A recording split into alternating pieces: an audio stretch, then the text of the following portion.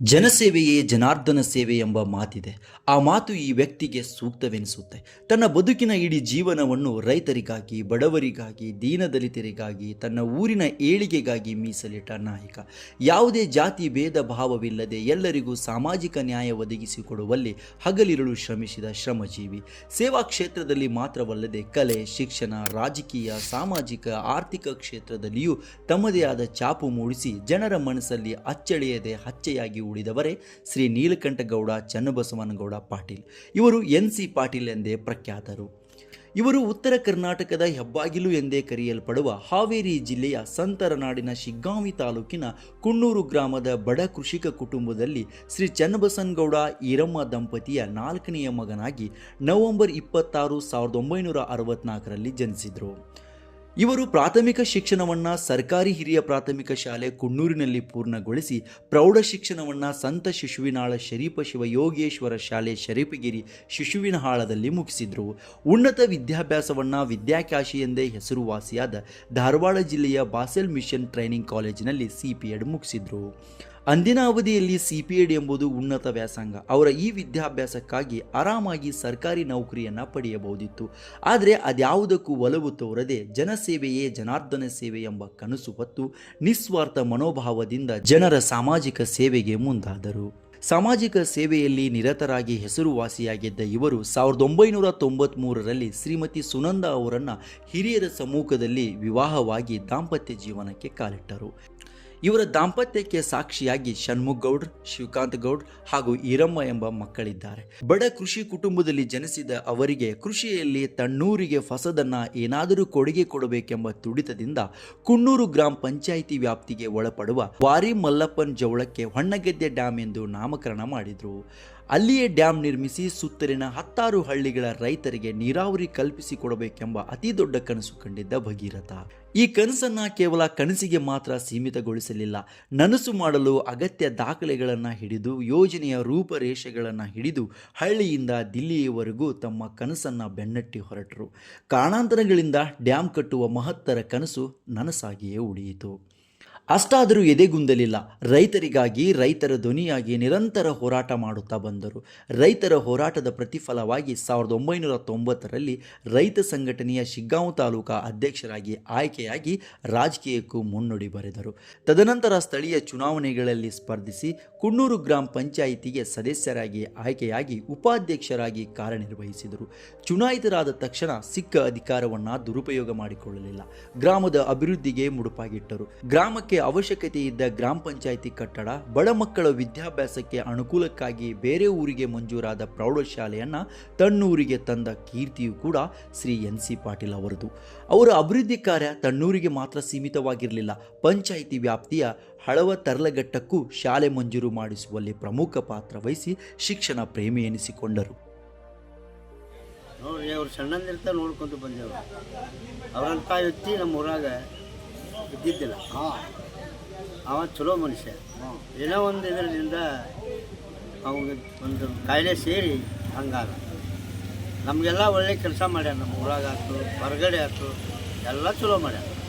ಒಂದೇ ಜಾತಿ, ಎಲ್ಲ ಜಾತಿಯನ್ನು ಕಟ್ಕೊಂಡು ಮಾಡ್ಯಾರ. ಒಂದೇ ಜಾತಿ ಅನ್ನಂಗಲ್ಲ.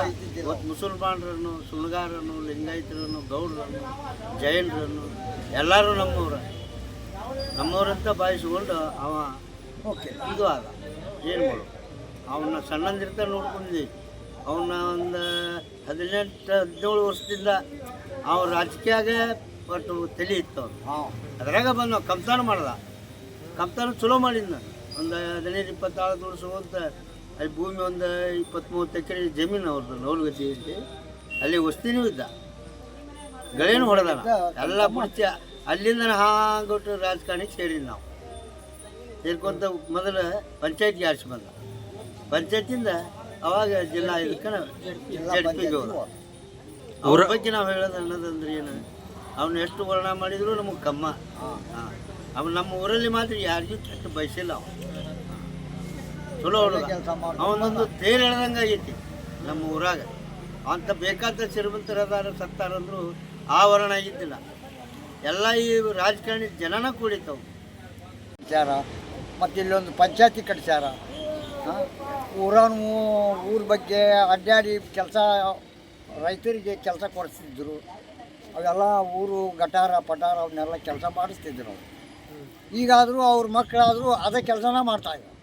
ಆದ್ರೆ ಅವರು ನಡೆದು ಬಂದಂಥ ದಾರಿ ಮಾದರಿಯಾಗಿ ನಮ್ಮ ಗ್ರಾಮಕ್ಕೆ ಕೊಡುಗೆಯನ್ನು ಕೊಟ್ಟು ಹೋದರ ಹೊರತು ಯಾವ ಇದೂ ಇಲ್ಲ. ಅವರಲ್ಲಿ ಸಹೋದರ ಅಥವಾ ಸಹೋದರಿಯರ ರೀತಿ ಒಳಗೆ ನಮ್ಮ ಗ್ರಾಮದೊಳಗೆ ಅಗ್ದಿ ಭಾರಿ ಮೆಚ್ಚುಗೆ ಪಡುವಂಥ ವ್ಯಕ್ತಿಗಳಾಗಿ ಅವರು ಕೊನೆಯವರೆಗೂ ನಮ್ಮ ಗ್ರಾಮ ಆಯಿತು, ಅವರು ಗ್ರಾಮ ಪಂಚಾಯತಿಯಿಂದ ಜಿಲ್ಲಾ ಪಂಚಾಯತಿವರೆಗೂ ಹೋದರು.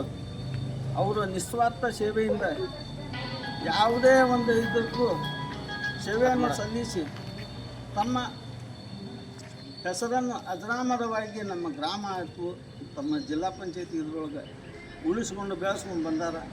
ಇವರ ರಾಜಕೀಯ ಕನಸು ಕೇವಲ ತಣ್ಣೂರಿಗೆ ಮಾತ್ರ ಸೀಮಿತವಾಗಲಿಲ್ಲ, ಕ್ಷೇತ್ರಕ್ಕೂ ವಿಸ್ತರಿಸಿತು. 1994-95 ಅವಧಿಯಲ್ಲಿ ನಡೆದ ಶಿಗ್ಗಾಂವ್ ಸವಣೂರು ವಿಧಾನಸಭಾ ಕ್ಷೇತ್ರದಿಂದ ರೈತ ಸಂಘದ ಪರವಾಗಿ ಮಂಜುನಾಥ್ ಕುನ್ನೂರ್ ವಿರುದ್ಧ ಸ್ಪರ್ಧಿಸಿ ಕೆಲವೇ ಮತ ಅಂತರಗಳಿಂದ ಪರಾಧೀನರಾದರು. 1996ರಿಂದ 2 ಬಾರಿ ಪ್ರಾಥಮಿಕ ಕೃಷಿ ಪತ್ತಿನ ಸಹಕಾರಿ ಸಂಘ ಕುನ್ನೂರಿನಲ್ಲಿ ಸದಸ್ಯರಾಗಿ ಆಯ್ಕೆಯಾದರು. 2005ನೇ ಇಸ್ವಿಯಲ್ಲಿ ಹಾವೇರಿ ಜಿಲ್ಲಾ ಪಂಚಾಯತ್ ಉಪಾಧ್ಯಕ್ಷರಾಗಿಯೂ ಕಾರ್ಯನಿರ್ವಹಿಸಿದರು. 2008ರಲ್ಲಿ ಅಖಿಲ ಭಾರತ ಪಂಚಮಸಾಲಿ ಲಿಂಗಾಯತ ಜಿಲ್ಲಾ ಅಧ್ಯಕ್ಷರಾಗಿ ಕಾರ್ಯನಿರ್ವಹಿಸಿದರು ಮತ್ತು 2010ರಲ್ಲಿ ಎಪಿಎಂಸಿ ಜನತಾ ಬಜಾರ್ ಸದಸ್ಯರಾಗಿ ಆಯ್ಕೆಯಾದರು. ರಾಜಕೀಯ ಕ್ಷೇತ್ರದಲ್ಲಿ ಅಪಾರ ಏಳಿಗೆ ಕಂಡ ಇವರು ಗರ್ವದಿ ಮೆರೆಯದೆ ಸರಳ ಸಜ್ಜನಿಕೆಯಿಂದ ಬದುಕಿದರು. ಬಡವರ ಕಷ್ಟಕ್ಕೂ ಸ್ಪಂದಿಸಿದ ಗುಣವುಳ್ಳವರು. ಅದಕ್ಕೆ ಸ್ಪಷ್ಟ ನಿದರ್ಶನವೆನ್ನುವಂತೆ ಬಡವರಿಗಾಗಿ ಗ್ರಾಮೀಣ ಪ್ರದೇಶದ ಜನರಿಗೆ ಅನುಕೂಲವಾಗಲೆಂದು ನವಚೇತನ ಗ್ರಾಮೀಣ ಅಭಿವೃದ್ಧಿ ಸಂಸ್ಥೆ ಮತ್ತು ಸರ್ವೋದಯ ಗ್ರಾಮೀಣ ಅಭಿವೃದ್ಧಿ ಸಂಸ್ಥೆ ಹುಟ್ಟುಹಾಕಿ ಬಡ ಜನರ ಕಣ್ಣು ಒರೆಸುವಲ್ಲಿ ಕಾಮಧೇನು ಆದರು. ಚಿನ್ನದ ಮಗನು ಇವನು ಅದ್ಭುತ ಜ್ಞಾನಿ, ಜನಸೇವೆಗೆಂದೇ ಹುಟ್ಟಿರುವ ದೇವರ ಕುಲವು, ಇವರ ನೆರಳೆ ಬಡವರಿಗೆ ನೂರಾನೆಯ ಬಲವು. ಈ ಮಣ್ಣಿಗೂ ಇವರ ಋಣವೈತೆ, ಪ್ರತಿ ಉಸಿರು ಇವರನೆ ನುಡಿದೈತೆ. ಜಯ ರತ್ನಾಕರ ಜಯ ರತ್ನಾಕರ ಜಯ ರತ್ನಾಕರ ಜಯತೋ. ಸದಾ ಚುರುಕುತನ, ಹೊಸತನ ಕಲಿಯುವ ಹಂಬಲ ವ್ಯಕ್ತಿಯಾಗಿದ್ದ ಇವರು ಹೊಸ ಹೊಸ ಕ್ಷೇತ್ರಗಳಲ್ಲಿ ತಮ್ಮನ್ನು ತಾವು ತೊಡಗಿಸಿಕೊಳ್ಳುತ್ತಿದ್ದರು. ಕಲಾಭಿರುಚಿ ಇದ್ದ ಇವರು ಅನೇಕ ನಾಟಕಗಳಲ್ಲಿ, ಸಾಂಸ್ಕೃತಿಕ ಕಾರ್ಯಕ್ರಮಗಳಲ್ಲಿ ಭಾಗವಹಿಸಿ ವಕೀಲ, ಪರಶುರಾಮ ಸೇರಿದಂತೆ ಅನೇಕ ಪೌರಾಣಿಕ ಪಾತ್ರಗಳಿಗೆ ಬಣ್ಣ ಹಚ್ಚಿ ತಮ್ಮ ಕಲಾ ಪ್ರತಿಭೆ ಮೂಲಕ ಜನರನ್ನು ರಂಜಿಸಿ ಜನರ ಮನದಲ್ಲಿ ತಮ್ಮ ಹೆಸರನ್ನು ಅಜರಾಮರವಾಗಿಸಿದ್ದಾರೆ. ಶಿಕ್ಷಣ, ಸಮಾಜ ಸೇವೆ, ರಾಜಕೀಯ, ಕೃಷಿ ಮತ್ತು ಕಲೆ ಸೇರಿದಂತೆ ವಿವಿಧ ಕ್ಷೇತ್ರಗಳಲ್ಲಿ ತಮ್ಮದೇ ಆದ ಗುರುತರ ಮೂಲಕ ಉನ್ನತ ಸ್ಥಾನಗೈದರು. ಅವರ ಈ ಸಾಧನೆಗೆ ಸದಾ ಅವರ ಸಹೋದರರು ಬೆನ್ನು ತಟ್ಟಿ ಹುರಿದುಂಬಿಸಿದ್ರು. ಅವರ ನೀಡಿದ ಸಹಕಾರ, ಧೈರ್ಯಕ್ಕೆ ತಾಲೂಕಿನಾದ್ಯಂತ ಮನೆ ಮನೆಗೂ ಮಾತಾದರು.